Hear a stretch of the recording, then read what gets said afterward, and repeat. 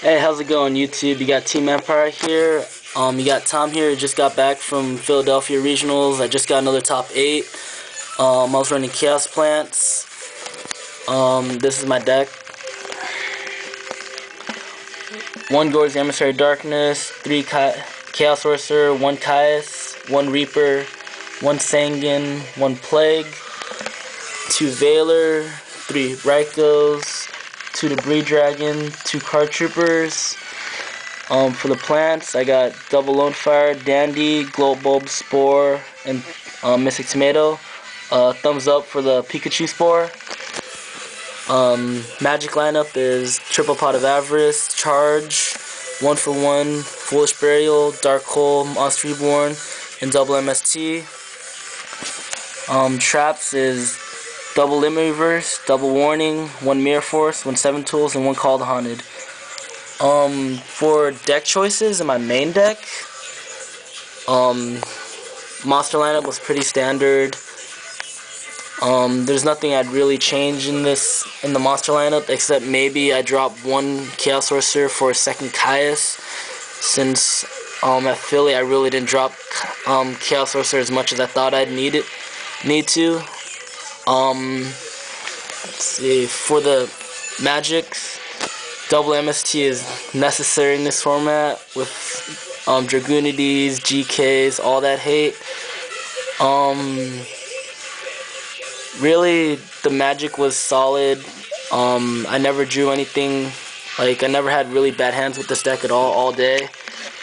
The trap lineup is where, people might start, giving me some hate for not running Solemn Judgment, Return, or stuff like that, but at Charlotte, I was running Return and Judgment and Trunade over certain cards in the deck, and even though I made it to round 11, I happened to lose on the bubbles to GK, mainly due to the fact that all their traps was really what hurt me more than the Necro Valley did, because I was able to play around it, and I'm still miserable after Charlotte, because I lost to a top deck MST in the last round, and I lost to a Dark Hole top deck in an earlier round, but it happens.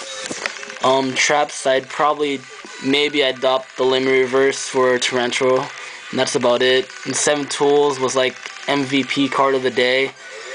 It was drop Chaos Sorcerer, Warning, flip 7 Tools, get at me. Yeah, that's about it for the main lineup. I'm trying to wait till Trishul and Librarian comes out, probably switch to Doppel Plant, see how that works out for a little bit. Props to my teammate Courtney Waller for getting me Nats tokens.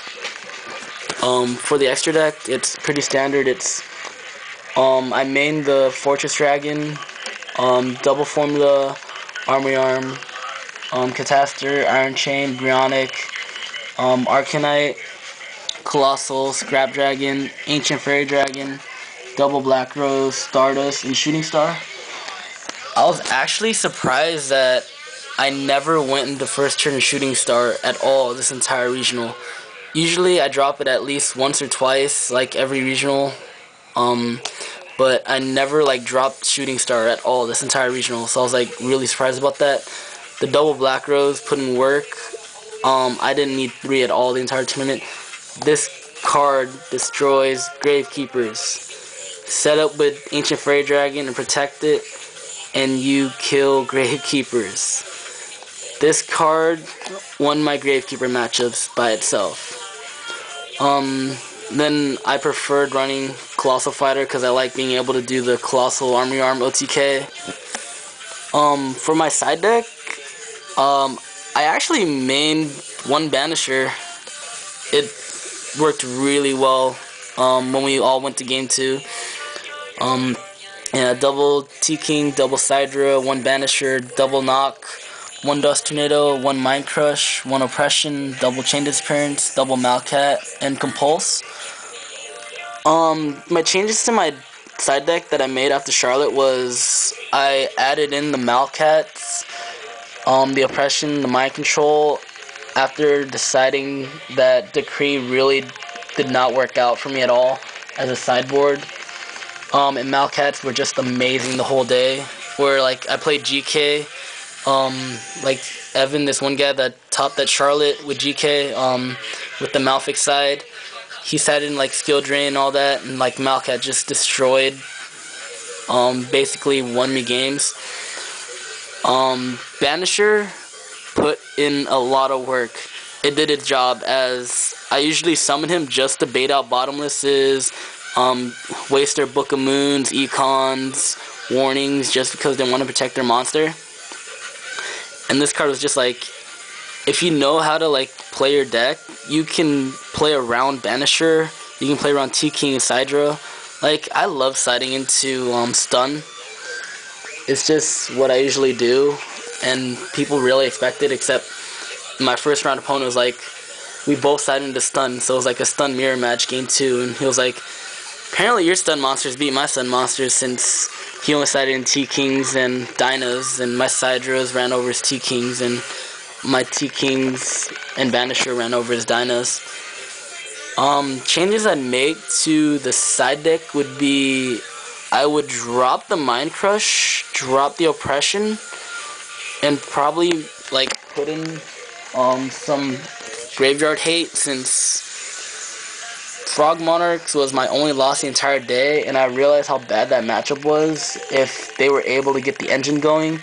So like, I decided maybe I like putting in Crevice from this dimension as an option, Soul Release, or Crow. Either of those would have been an option. I'm just going to test out all 3 of these. Yes, I know this seems like a scrubby card, but it's just a test at the moment.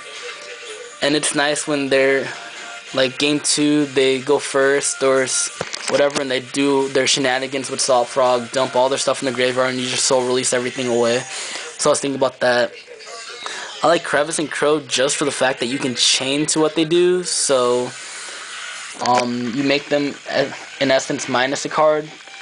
But I'd rather just stop like all their combos completely with a soul release as compared to just getting a +1 temporarily, since I usually control board really well with well-timed Reaper plays and just getting a lot of pluses with my floaters on board.